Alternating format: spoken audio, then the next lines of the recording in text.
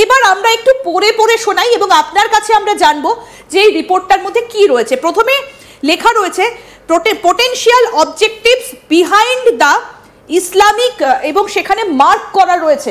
Sir কি লেখা আছে এখানে মার্ক করা হয়েছে? এটা দেখুন, এটা হাইলাইট করা হয়েছে potential objective behind the Islamic, যেটা অর্গানাইজেশন আছে বাংলাদেশের, ওদের কি কি অবজেক্টিভ। তার মানে এই পেপার যিনি লিখেছেন, এই যিনি ইনিশিয়েট করেছেন, নিশ্চয়ই একজন মানুষ ইনিশিয়েট করেছে, ওর মধ্যে আছে যে এখন যে অভ্যুত্থান চলছে আপনার ইসলামিক জিনিস, অ্যাবসলিউটলি 4 আগস্ট এটাই লেখা রয়েছে। আমি একটু পড়ি স্যার। হ্যাঁ পড়ুন।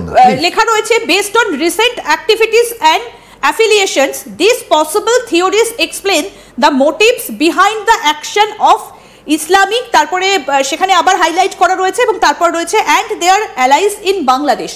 এর মানেটা কি?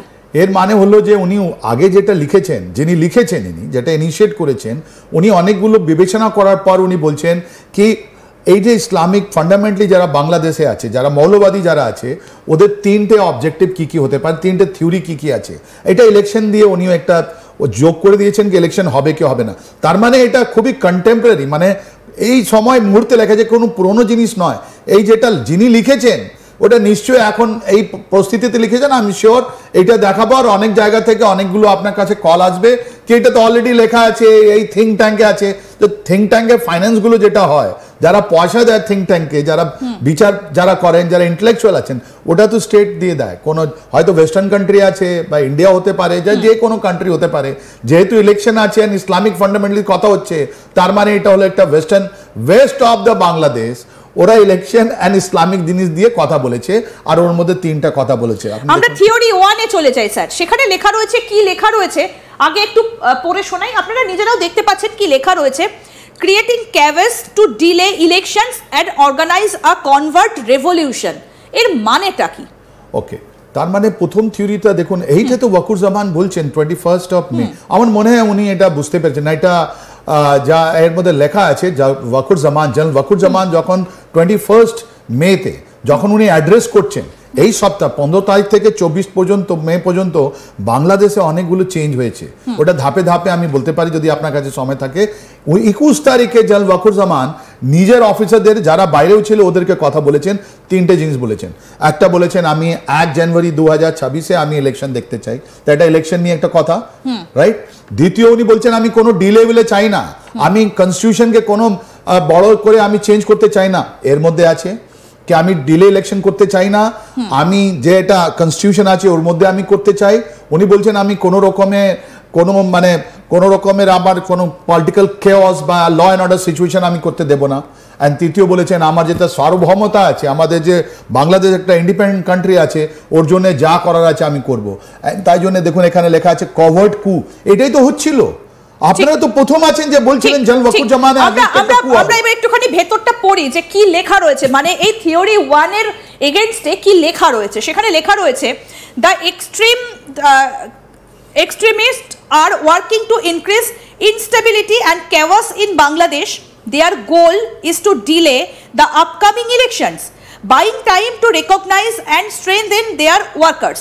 They may be seeking networks, they may be seeking support from এখানে যেটা লেখা রয়েছে সেটা এতটাই হাইলাইট করা রয়েছে যে বোঝা যাচ্ছে না, এবং তারপরে লেখা রয়েছে ক্যারি আউট আ কভার্ড কু অর রেভলিউশন, মানে যেটা আপনি বলছিলেন কুয়ের কথা। দেখুন এটা এর মানেটা যদি একটু বুঝিয়ে বলে দিচ্ছি আপনাকে। এর মধ্যে টাইমিং এর কথা বলা হচ্ছে কি ওরা ডিলে করতে চায়।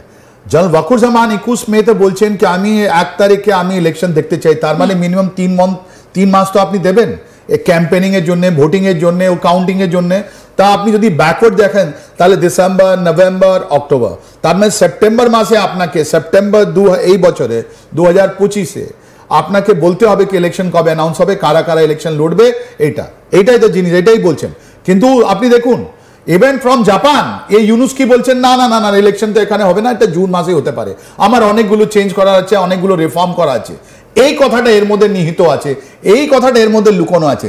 যেহেতু জেনারেল ওয়াকুরুজ্জামান বলছেন আমি ইলেকশন করাবো, ইলেকশন করালে তো জেনারেল ইউনুসের কথাটা প্রবলেম হয়ে যাবে, বিকজ ওনার তো কোনো মেম্বারশিপ নেই, ওনার কোনো নেই, ওদের যা নতুন পার্টি করেছে ওদের তো কাছে কোনো ফলোয়ার নেই। ইভেন 11th of March 2025-এ জেনারেল ওয়াকুরুজ্জামান ওদেরকে ডেকে, এনসিপি কে ডেকে বলেছিলেন তোমরা কিছু সিট নিয়ে নাও, ছেড়ে দাও। তার মানে উনিও জানেন, সবাই পুরো বাংলাদেশ জানে, এই যে নতুন টিম হয়েছে এনসিপি, যারা এজিটেটর, যারা পয়সা দিয়ে কাজ করেছিল, ওদের মাস বেস নেই। ওদের মাস বেস, যেহেতু মাস বেস নেই, তারা ওরাও জানে কি ওরা ইলেকশন যদি আজকে করে ওরা 2-4টে সিটে থাকবে আর সব হেরে যাবে। তার মানে কি আবার এত বিএনপি আর আওয়ামী লীগ আসবে, এটাই আপনার প্রথম থিওরিতে আছে। কি ওটা না করলে কি করবেন আপনি? যেরকম আপনি দেখলেন এই মঙ্গলবারে, আপনার দেখলেন ওখানে বিএনপি অনেক বড় একটা র্যালি করলো। আমাদের হিন্দুদের এই লাস্ট উইকে দেখুন কতগুলো বাড়ি পুরনো হলো, মেয়েদের কিডন্যাপ করা হলো। এইটাই এর মধ্যে আছে কি ওখানে ধাপে ধাপে তোমরা একটা কেওয়াস করো, তোমরা একটা ল অ্যান্ড অর্ডার সিচুয়েশন করো। আর কু মানেও অভ্যুত্থান। তার মানে বাংলাদেশের আর্মির মধ্যে যে জেনারেল ওয়াকুরুজ্জামান আছেন ওনাকে সরিয়ে অন্য কেউকে নিয়ে আসো। তার মানে সেকেন্ড জেনারেশন যেটা লিডারশিপ আছে ওর মধ্যে, যার মধ্যে কামরুল হাসানও আছেন, যেটা পিএসও আছে, তার মানে কোয়ার্টার মাস্টার আছেন, ওদের নাম আছে, ওদেরগুলো নাম আছে। ওটা প্রথম থেকে ইন্ডিয়া টুডে ওটা দেখে যাচ্ছে, ওটাই আজকে আমরা এবার থিওরি 2 তে আসি স্যার, তারপরে আপনার কাছে আসবো। থিওরি 2 তে কি বলা হয়েছে আসুন আপনাদের পড়ে শোনাই। Being used as a tool to delay the election, এবং সেখানে কি লেখা রয়েছে, a powerful third party or interest group may be using Islamist extremist to disrupt the electoral process. Their objective could be to prevent elections from taking place on time, allowing them to manipulate the political landscape in their favor. এর মানেটা কি sir? এর মানে হলো এটা political ইসলাম আছে, Islamic extremist দু রকমের আছে। একটা পলিটিক্যাল ইসলাম আছে, একটা মিলিটেন্ট ইসলাম ওখানে বাংলাদেশে আছে। পলিটিক্যাল ইসলামের মধ্যে কারা আছে? ওর মধ্যে হিজবুত তাহির আছে।